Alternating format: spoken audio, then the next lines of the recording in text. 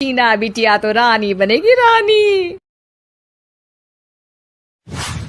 कहानी एक ऐसे घर से जहां शादी का माहौल है, लेकिन टेंशन और शांति इतनी कि शादी का घर किसी जंग के मैदान जैसा दिख रहा था। अरे जैसा मर्जी डेकोरेशन कर दो, पैसों की चिंता मत करो। इतना पैसा जब लड़के वालों को दे दिया तो फूल वालों को देने में मुझे क्या दिक्कत है? अरे धीरे बोलो ना, साफ लग रहा है कि फ्रस्ट्रेटेड हो। अरे तुम तो चुप ही रहो। एक बेटी संभाल नहीं पाई। सारा दिन मैं काम पर जाता था, सोचता था घर पर बच्चों को अच्छे से संस्कार मिल रहे होंगे, लेकिन नहीं, मैडम को तो अपनी किटी और फैशन से फुर्सत मिले तब ना। माँ चुपचाप वहां से चली जाती है। समझ में नहीं आता कि आखिर शर्मा खानदान में हो क्या रहा है। कल तक चिड़िया सी फुदकने वाली शीना की शादी यूं अचानक एक मोटे काले लड़के से क्यों हो रही है? शीना कमरे में हाथ में गुड़िया लिए बोलती है, मेरे साथ जो हो रहा है ठीक हो रहा है। तुम तो सब जानती हो, साहिल मेरे लिए भगवान है।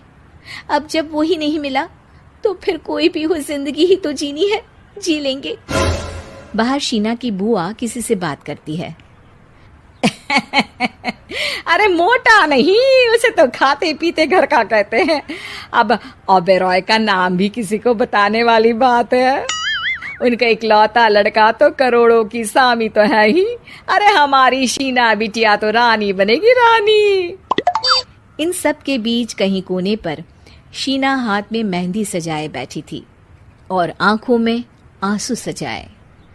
और वो समय भी आ जाता है जब शीना मंडप के नीचे हाथ में वरमाला लिए खड़ी होती है, लेकिन तभी अफरा तफरी मच जाती है। कोई कहता है, अरे लड़के की माँ को हार्ट अटैक आ गया। अरे अच्छी खासी थी, कैसे हो गया? अरे कहते हैं ना, किसी किसी लड़की के पैर अच्छे नहीं होते। हो सकता है कि मनहूस है ये लड़की। शीना पास खड़ी सब सुन रही थी। फिर शीना अपने कमरे में आ जाती है। शादी ये कहकर नहीं होती कि लड़की मनहूस है।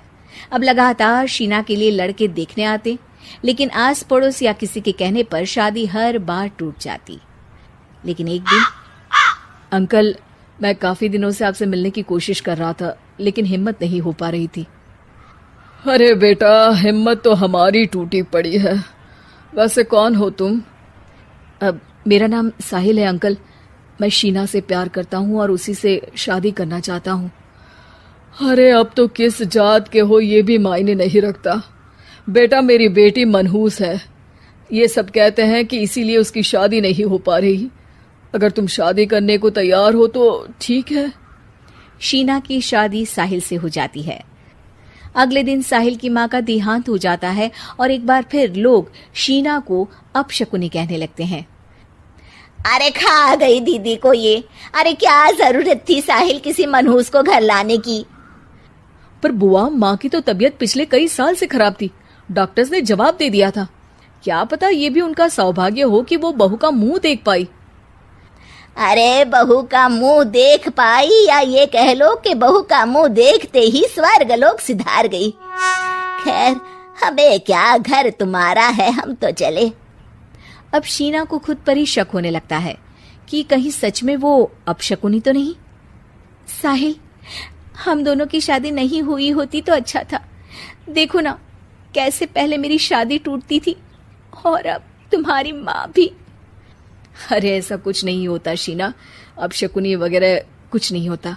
ये सब तो ईश्वर के खेल हैं। वो शादी तुम्हारी इसलिए टूट गई क्योंकि तुमको मेरी पत्नी बनाना था, और माँ का जाना तो तय था।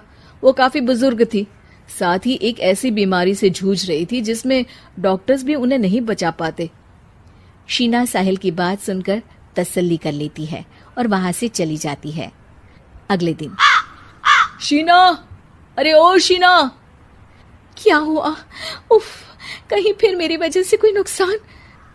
अरे नहीं नहीं शीना, तुम जानती हो, जिस प्रॉपर्टी के केस को हम बरसों से लड़ रहे थे उस पर फैसला आ गया, वो भी हमारे हक में। अब हम करोड़पति हो गए शीना। शीना शांत रहती है। अरे क्या हुआ? करोड़ पत्नी बनकर तुमको खुशी नहीं हुई? शीना की आंखों में पानी आ जाता है।